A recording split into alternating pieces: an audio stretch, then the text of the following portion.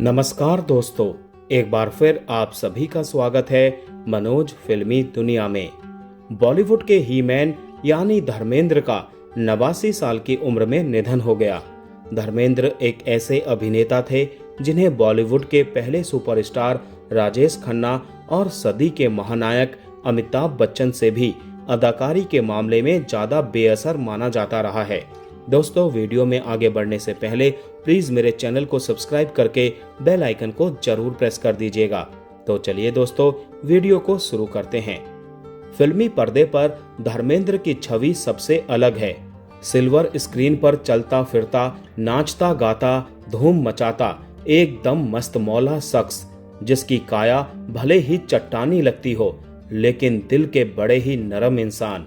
प्रतिज्ञा फिल्म का वो गाना हर किसी को याद होगा जब वो हेमा मालिनी के साथ बिंदाज अंदाज में गाते हैं, मैं जठ यमला पगला दीवाना।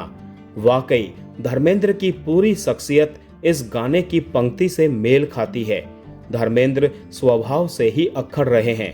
फिल्मों में उनके किरदारों का देसीपन निराला नजर आता है। सुपरस्टारडम को कभी ओढ़ कर नहीं रखा और ना ही अपने समय के किसी सुपरस्टार की कोई परवाह की। यहाँ तक कि कौन सा सम्मान मिला और कौन सा नहीं, इसकी भी कभी चिंता नहीं हुई और ना ही कोई रेस लगाई। धर्मेंद्र ने विनोद खन्ना और मिथुन चक्रवर्ती जैसे अपने से अनेक जूनियर कलाकारों को हमेशा प्रोत्साहित किया है। विनोद खन्ना की सेहत और उनके निधन से उन्हें गहरा धक्का लगा था। मिथुन चक्रवर्ती को जब दादा साहेब फाल्के सम्मान मिला तो उन्होंने सबसे आगे बढ़कर उन्हें बधाई दी। धर्मेंद्र की हैसियत पर अपने दौर के किसी भी सुपरस्टार का कोई असर नहीं दिखा। उनके सामने ही राजेश खन्ना सुपरस्टार बने तो Amitabh Bachchan angry young man कहलाए। लेकिन लुधियाना वाले जाट सिख देओल परिवार से ताल्लुक रखने वाले धर्मेंद्र अपनी ही शैली में मस्त मगन काम करते गए। वास्तव में वो बिंदास मिजाज के थे। धर्मेंद्र जब आए तब दिलीप कुमार, देवानंद, राज कपूर छाए हुए थे। यहाँ तक कि सम्मी कपूर और गुरुदत्त जैसे कलाकारों ने भी अपना सिक्का जमा लिया था। फिर भी उन्होंने अपनी राह बना ही ली। वो सन 1960 का जमाना था। Dharmendra Filmfare talent contest जीत कर आए थे। राष्ट्रीय स्तर की प्रतियोगिता में विजेता बने थे, लेकिन इंडस्ट्री में जगह बनाना आसान नहीं था। उन्हें मालूम था एक्टिंग की बदौलत ही फिल्मों में टिका जा सकता है। अर्जुन हिंगोरानी की पहली फिल्म मिली दिल भी तेरा हम भी तेरे। आज यह फिल्म दो वजहों से याद की जाती है। एक, ये फिल्म धर्मेंद्र की पहली फिल्म थी। दूसरे कि इसमें मुकेश ने गाया था, मुझको इस रात की तन्हाई में आवाज ना दो। ये गाना आज भी लोगों के दिलों को छू जाता है। तो इस फिल्म में धर्मेंद्र के किरदार याद आ जाते हैं। इस फिल्म की भी अपनी ही दास्तान है। 3 प्रोड्यूसर्स ने मिलकर 17 रुपए जेब से निकाले और धर्मेंद्र को बतौर पारिश्रमिक मिले थे मात्र 51 रुपए। जी हाँ, 51 रुपए की फीस से उन्होंने फिल्म इंडस्ट्री में दस्तक दी। अक्सर याद करके वो भावुक हो जाते थे। वो भी क्या दिन थे, संघर्ष के दिन रात। कहाँ खाना है, कहाँ ठिकाना है, कोई भरोसा नहीं रहता था। लेकिन शायद 51 नंबर उनके लंबे फिल्मी कैरियर के लिए शुभ निकला। हालांकि धर्मेंद्र की पहली फिल्म से उनकी कोई बात नहीं बनी। फिल्म बॉक्स ऑफिस पर फ्लॉप हो गई। धर्मेंद्र और उनका पूरा देओल परिवार आज की तारीख में फिल्म इंडस्ट्री में भले ही काफी ऊंचा रसूख रखता हो और उनके बेटों सनी देओल और बॉबी देओल की अपनी अलग साख है, लेकिन 60 के दशक में धर्मेंद्र भी यहाँ एक बाहरी कलाकार थे। पंजाब के लुधियाना के एक गांव से आए थे। सरकारी स्कूल में पढ़ाई की थी। खेत खलियान में बचपन बीता। वहीं की आबोहवा में खेला कूदा था। हिंदी फिल्मों में एक्टिंग की कोई विरासत नहीं थी।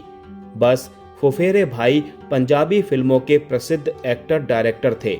ऐसे में उन्होंने अपने बूते ही मुंबई में अपना ठिकाना मजबूत किया। धर्मेंद्र की शुरुआती फिल्में फ्लॉप होती गईं। इस कारण गहरी हताशा भी हुई। लेकिन मनोज कुमार जैसे जिगरी दोस्त फिल्म मेकर्स ने ढांढस बंधाकर उन्हें मुंबई में ही रोक लिया। तब मनोज कुमार भी एक स्ट्रगलर कलाकार थे। उन्होंने धर्मेंद्र को पंजाब वापस जाने से रोका और कहा, यहीं दोनों भाई मिलकर काम करेंगे और साथ गुजारा कर लेंगे। अगर 2 रोटी कमाएंगे तो एक एक रोटी बांटकर खा लेंगे। मनोज कुमार की इन बातों ने धर्मेंद्र को दिलासा दिलाई और वो इंडस्ट्री में ही रुक गए। पिछले दिनों जब मनोज कुमार का निधन हुआ था, धर्मेंद्र निशब्द और गमगीन दिखे थे। उनकी खामोशी उनकी गहरी दोस्ती को बयां कर रही थी। वास्तव में धर्मेंद्र को भी शुरुआत में काफी स्ट्रगल का सामना करना पड़ा था, लेकिन धीरे धीरे फिल्म जगत की हस्तियों से उनकी मुलाकातें होती गई और उनको काम मिलता गया। धर्मेंद्र की सबसे बड़ी यूएसपी उनकी पर्सनैलिटी मानी गई। वो हिंदी सिनेमा के पहले ही मैन कहलाए। उनके भी आदर्श बेशक दिलीप कुमार थे, लेकिन दारा सिंह को भी वो अपना बड़ा भाई मानते थे। धर्मेंद्र और दारा सिंह में अटूट दोस्ती थी। उनकी पर्सनैलिटी पर दारा सिंह की छाप थी। फूल और पत्थर या धर्मवीर जैसी फिल्मों को याद कीजिए, जिसमें धर्मेंद्र की पर्सनैलिटी का पूरा एक्सपोजर हुआ है। पर्सनैलिटी में वो पर्दे पर दारा सिंह का प्रभाव पैदा करते हैं। चाहे कितने भी बड़े स्टार के साथ स्क्रीन शेयर किया हो, धर्मेंद्र ही हमेशा यादगार छाप छोड़ते हैं। वैसे धर्मेंद्र शुरुआत से ही मेहनती, जुझारू और उद्यमी सोच के थे। उनकी फिल्में फ्लॉप हो रही थी। ऐसे में उन्हें भरोसा नहीं हो पा रहा था कि वो एक्टर बन पाएंगे। ऐसे में अपने स्ट्रगल के लिए प्लान बी तैयार किया। सन 1963 में रिलीज हुई फिल्म थी बंदिनी। इसके डायरेक्टर थे विमल रॉय। इस फिल्म में धर्मेंद्र को अशोक कुमार और नूतन जैसे कलाकारों के साथ काम करने का मौका मिला और यही फिल्म उनकी जिंदगी के लिए टर्निंग पॉइंट साबित हुई। विमल रॉय और गुरुदत्त जैसे दिग्गजों के सहयोग से उनकी किस्मत बदल गई। धर्मेंद्र ने एक इंटरव्यू में बताया था कि बंदिनी फिल्म में जाकर उन्हें वास्तविक पारिश्रमिक मिला। ये रकम थी 5,000। ये उनकी सबसे बड़ी कमाई थी। ये रकम उन्होंने अपने लिए एक कार खरीदने में लगाई, लेकिन कार खरीदने के पीछे भी सोच अलग थी। उन्होंने कहा कि अगर आगे पिक्चर नहीं मिली और संघर्ष करना पड़ा तो मुंबई की सड़कों पर टैक्सी चलाकर गुजारा कर लेंगे। अनोखी बात ये कि बंदिनी फिल्म हिट हो गई और इसके बाद आई मिलन की बेला भी। धर्मेंद्र को टैक्सी नहीं चलानी पड़ी। वो कार आज भी उनके घर पर सुरक्षित है। हिंदी फिल्मों की अभिनेत्रियों में मीना कुमारी एक ऐसी अभिनेत्री थी जिनके बारे में कहा जाता था कि वो जिस भी फिल्म में मुख्य नायिका बनकर आती थी, उस फिल्म के हीरो का प्रभाव उनकी एक्टिंग के आगे पस्त हो जाता था। लेकिन फिल्मों का इतिहास गवाह है, मीना कुमारी के साथ सबसे ज्यादा धर्मेंद्र की जोड़ी पर्दे पर सुपरहिट हुई।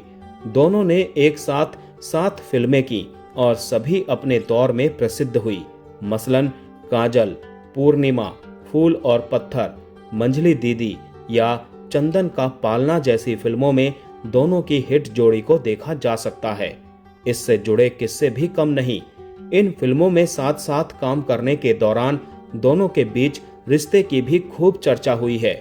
मीना कुमारी धर्मेंद्र को पसंद करती थी। धर्मेंद्र को रोल दिलाने के लिए डायरेक्टर से जिद भी करती थी। गौरतलब है कि 70 का दशक आते आते हेमा मालिनी ने भी पर्दे पर दस्तक दे दी थी और हेमा अपनी जगह बनाने लगी थी। उनकी खूबसूरती, उनका नृत्य कौशल और अभिनय पर्दे पर धूम मचाने लगा था। दर्शक उनकी अदायगी के दीवाने हो चुके थे। इसी दौर में धर्मेंद्र और हेमा की जोड़ी बनी। सन 1970 में तुम हंसी मैं जवां और सराफत में वो दोनों साथ साथ आए, लेकिन जोड़ी हिट हुई सीता और गीता से। इस जोड़ी का सिलसिला शोले, ड्रीम गर्ल से लेकर आसपास तक जारी रहा। ये सही है कि फिल्मों में हेमा की अपनी सत्ता है, लेकिन धर्मेंद्र के साथ जब जब आई वो फिल्म अलग ही जोश और जज्बात के लिए याद की गई। निश्चय ही ये जोश धर्मेंद्र की उपस्थिति का था। धर्मेंद्र की सदाबहार और मस्त मौला छवि आगे भी बरकरार रही। जिस शख्स ने बंदिनी और सत्यकाम जैसी क्लासिक फिल्में दी और जिसने देवानंद के दौर में भी अपनी जगह बना लेने में कामयाबी हासिल की, उस धर्मेंद्र को ना तो 70 के दशक के राजेश खन्ना और ना ही 80 के दशक के अमिताभ बच्चन से कोई फर्क पड़ा। जब आराधना से राजेश खन्ना चमके तब भी धर्मेंद्र बॉक्स ऑफिस हिट देते रहे। वहीं शोले तक आते आते अमिताभ बच्चन सुपरस्टार बन चुके थे।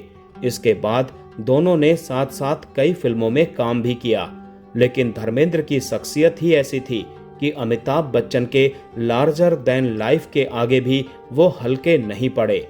शोले में धर्मेंद्र के पानी की टंकी वाला सीन अमिट है। इसी तरह ऋषिकेश मुखर्जी की चुपके चुपके में धर्मेंद्र के चुटीले अंदाज वाले संवाद स्मरणीय हैं। बाद के दौर में धर्मेंद्र ने साल 2007 में फिल्म बनाई अपने। अनिल शर्मा इसके निर्देशक थे। फिल्म में दोनों बेटे सनी देओल और बॉबी देओल भी थे, लेकिन धर्मेंद्र का प्रभाव सबसे जुदा था। लंबे समय के बाद पर्दे पर आए धर्मेंद्र ने एक बार फिर से रेखांकित कर दिया कि किसी भी पीढ़ी के कलाकार की फिल्म हो, उनकी उपस्थिति सबका ध्यान खींचने वाली होती है। इसके अलावा रॉकी और रानी की प्रेम कहानी हो या तेरी बातों में ऐसा उलझा जिया, इन फिल्मों में भी धर्मेंद्र बखूबी दिखे। उनकी आखिरी फिल्म थी 21। तो दोस्तों, आज का वीडियो यहीं समाप्त करते हैं। मिलते हैं नेक्स्ट वीडियो में। तब तक के लिए आप सभी को tata bye bye, take care.